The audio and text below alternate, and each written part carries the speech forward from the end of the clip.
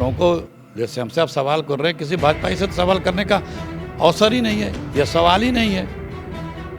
और अभी हो सकता है, क्योंकि जितने लोग लेके गए हैं मेरा इंटरव्यू, जहां मैंने मोदी जी को कोसा है वो लोग एडिट कर दिए, हो सकता है आप एडिट कर दें। 10 वर्षों में मोदी जी ने जिस प्रकार से इस देश की समस्याओं का पर्वत खड़ा कर दिया है। आपको याद है इसके पहले बंगाल में कितने सीट का नारा दिया था उन्होंने? जुमले पढ़ना और हकीकत में फ़र्क होता है। 300 पार बोले थे, 125 भी नहीं आए थे। सुना आपने कि मोदी जी अपने 10 वर्षों के कार्यकाल का जिक्र करते हुए वो सिर्फ हिंदू मुसलमान और क्या क्या जिसको दोहराया नहीं जा सकता है, उस तरह की भाषा और उस तरह के मुद्दे उठा रहे हैं। पहले बार जो आपने प्रश्न किया मंगलसूत्र का, क्या किसी प्रधानमंत्री के, भारत जैसे महान देश के प्रधानमंत्री की ये भाषा होनी चाहिए? तो मोदी को लेकर उनके मन में एक छवि बनी है कि राशन देने का काम मोदी जी ने किया, सम्मान निधि देने का काम मोदी जी ने किया, आवास देने का काम मोदी जी ने किया, शौचालय देने का काम मोदी जी ने किया। तो सबसे बड़ी बात यह कि लॉ एंड ऑर्डर को लेकर लगातार भारतीय जनता पार्टी मुखरता से सवाल करने के बजाय आप उनके बखान करते जा रहे हैं। नहीं, मैं पूछ रहा हूं ये गोदी चीजें हैं। ये सारी गोदी मीडिया की चीजें ये सवाल कर वही रहा मैं हूं, कर रहा सारी चीजें हैं। हूँ, ये सारी गोदी मीडिया की चीजें। देवरिया का क्या हाल है? बुरा हाल है। आपको आते में वानगी दिखी ना, बता रहे हैं बतालपुर में जाम में फंस गए थे। योगी जी कैसे नेता लगते हैं? काम करें तब तो। अब बोलेंगे हम विश्व गुरु हैं, हमारे नेता ने न्यूक्लियर बम वार रुकवा दिया, 2 देशों की युद्ध रुकवा दिया।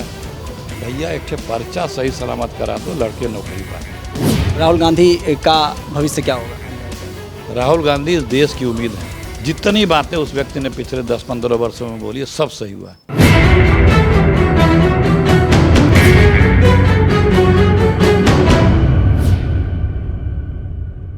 नमस्कार, गोरखपुर पोस्ट देख रहे हैं आप और मैं हूं आपके साथ विक्की सिंह।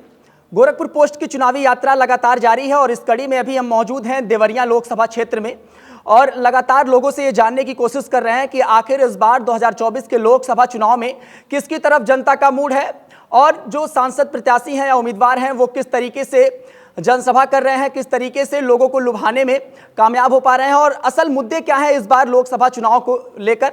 और इस कड़ी में आज हमारे साथ बातचीत करने के लिए अखिलेश प्रताप सिंह मौजूद हैं। कांग्रेस के एक बड़े नेता हैं, राष्ट्रीय प्रवक्ता भी रह चुके हैं और पूर्व विधायक भी रह चुके हैं रुद्रपुर से। सबसे पहले तो बहुत बहुत स्वागत है आपका। जी शुक्रिया। सबसे पहला सवाल यही, इंडिया गठबंधन की मौजूदा स्थिति को कहां पाते हैं? जीतेगा देवरिया, जीतेगा इंडिया। पूरी मेजॉरिटी के साथ इंडिया गठबंधन सत्ता में आ रहा है। 10 वर्षों में मोदी जी ने जिस प्रकार से इस देश की समस्याओं का पर्वत खड़ा कर दिया है, वो 150 सीट नहीं पार करने वाले हैं।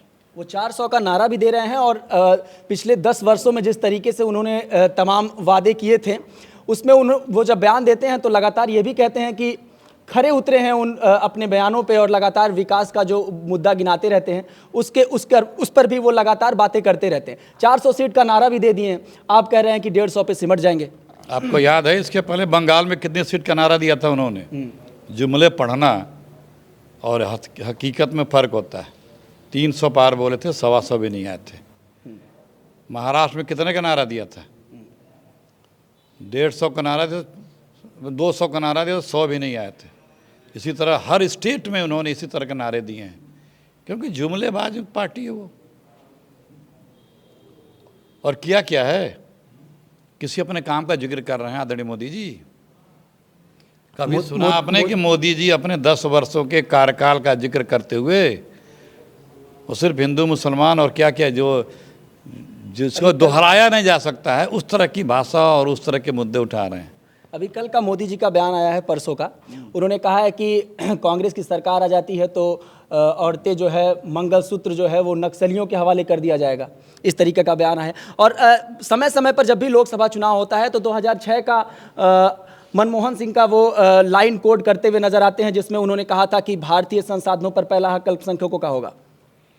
पहले बार जो आपने प्रश्न किया मंगलसूत्र का, क्या किसी प्रधानमंत्री के, भारत जैसे महान देश के प्रधानमंत्री की ये भाषा होनी चाहिए? इस तरह से इतना अमर्यादित और इतना हल्का भाषा होना चाहिए? आप बताएं। हम तो पूछ रहे हैं आपसे। नहीं पूछ रहे हैं, लेकिन आप भी नागरिक हैं एक देश के, आप भी पत्रकार हैं। तो आप भी कमेंट करने का अधिकार है, मूल्यांकन करने का अधिकार है। कांग्रेस पे उन्होंने आरोप लगाया है, कांग्रेस को नक्सली। वही तो मैं कह रहा हूँ ना कि अरे भैया तुम 10 साल शासन किए हो, ये काम नहीं अपना बता पा रहे हो। वो हार देख के वो बौखला गए हैं। लेकिन वो जब तमाम लोगों से बातचीत किया जाता है, जैसे आम लोगों से जब बातचीत किया जाता है, तो मोदी को लेकर उनके मन में एक छवि बनी है कि राशन देने का काम मोदी जी ने किया, सम्मान निधि देने का काम मोदी जी ने किया, आवास देने का काम मोदी जी ने किया, शौचालय देने का काम मोदी जी ने किया, और महिलाओं के लिए जो है वो भी काम लगातार, सशक्तिकरण का काम, और जिसमें और सबसे बड़ी बात यह कि लॉ एंड ऑर्डर को लेकर लगातार भारतीय जनता पार्टी मुखरता से सवाल करने के बजाय आप उनके बखान करते जा रहे हैं। नहीं, मैं पूछ रहा हूं ये कि गोदी चीजें हैं। ये सारी गोदी मीडिया की नहीं, चीजें मैं ये हैं। सवाल कर वही रहा हूं मैं कि कह रहा सारी हूं, चीजें हैं। ये सारी गोदी मीडिया की चीजें हैं, पब्लिक की चीज कोई नहीं है। 2 करोड़ नौकरियां दी, आप बताएं हाँ या ना बताएं। दी, गंगा मैया साफ हुई, बोलिए आप बोलिए। नहीं 100 स्मार्ट सिटी बने कि नहीं? काला धन आया? नहीं आया। 15 करोड़ खाते में आया? नहीं आया। काशी क्योटो बना? नहीं। डॉलर जरा तल पे आया? नहीं। पेट्रोल डीजल के दाम कम हुए? कांग्रेस की सरकार आएगी तो बोलिए। जो ये बोले थे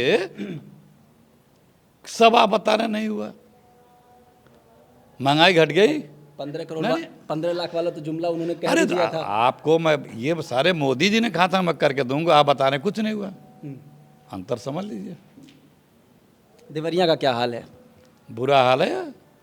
आपको आते में वानगी दिखी ना, बता रहे हैं बतालपुर में जाम में फंस गए थे। तो जाम भी प्रमुख समस्या है देवरिया का। जाम तो इतनी प्रमुख समस्या है देवरिया का कि ये किसी यहाँ के नागरिक से पूछ लीजिए। देवरिया में कोई काम हुआ पिछले 10 वर्षों में? अब नए चेहरे को टिकट मिल गया है, कैसे देखते हैं अपने प्रतिद्वंदी को? उनको उनकी पार्टी जिससे टिकट दे वो बताएं तो उस चेहरे में क्या खूबी है। राम त्रिपाठी को टिकट मिलता तो ज़्यादा चुनाव में दम रहता उनके हिसाब से, मतलब आपके हिसाब से, या फिर शशांक मणि त्रिपाठी को टिकट मिला तो अब ज़्यादा दम है चुनाव में?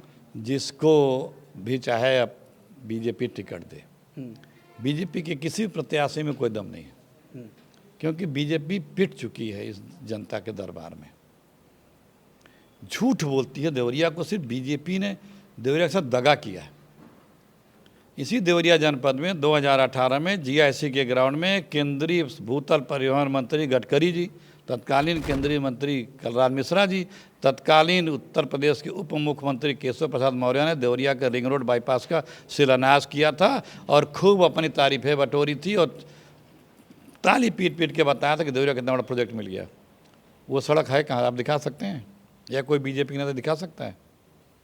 झूठा शिलान्यास। देश के प्रधानमंत्री और मुख्यमंत्री ने कई बार भाषणों में कहा सरकार बनते 3 चीनी मिलें चालू कर दूंगा। मुख्यमंत्री जी पहले अपने दौरे पर देवरिया में आके बोले कि 3 चीनी मिलें, नाम भी उन्होंने लिया कि 3 महीने में चालू हो जाएंगे। एक शुगर कॉम्प्लेक्स बनाऊंगा, इसमें ये बनेगा, इतने 1000 नौकरियां मिलेंगी। कुछ हुआ? उनके 2 दर्जन शिलान्यास और घोषणाओं की लिस्ट है, वीडियो सहित जारी करूंगा, जो यहाँ भाषण दिए हैं, शिलान्यास किए हैं, एक भी दिख भी नहीं रही है, सब झूठा साबित हुआ। 2022 के विधानसभा चुनाव में एक तरफा कह सकते हैं कि भारतीय जनता पार्टी ने डोमिनेट किया। अब चुनाव जो है लोकसभा का है और लोकसभा का रास्ता दिल्ली से तय होता है, 80 सीटें हैं। कैसे देखते हैं विधानसभा का चुनाव और लोकसभा का चुनाव, कितना अलग होने वाला है? खत्म है। 10 साल बहुत होता है। आप बार बार झूठे सब्जवाग दिखा करके एक बार 2 बार आप सफलता पा सकते हैं, लेकिन झूठ की हाड़ी बार बार नहीं चढ़ती। अब मोदी जी पे कोई विश्वास नहीं करता, वो कुछ भी बोलते हैं, कोई विश्वास नहीं करता, उनकी विश्वसनीयता समाप्त हो चुकी है। आप देखिए कितने घबराए हुए ऐसे ऐसे हमारे शब्दों का प्रयोग कर रहे हैं। भाषा देख लीजिए, भाषण देख लीजिए, शैली देख लीजिए। बीजेपी अब उनको आभास हो गया है कि अब थैला उठा के जाने का समय आ गया। थैला उठा के जाने का समय आ गया। वो मोदी जी खुद कहते हैं कि झोला उठा के, इसीलिए कहते हैं ना, वो तो उन्हीं का शब्द बोल, वो खुद ही कहते हैं। योगी जी कैसे नेता लगते हैं आपको? काम करें तब तो।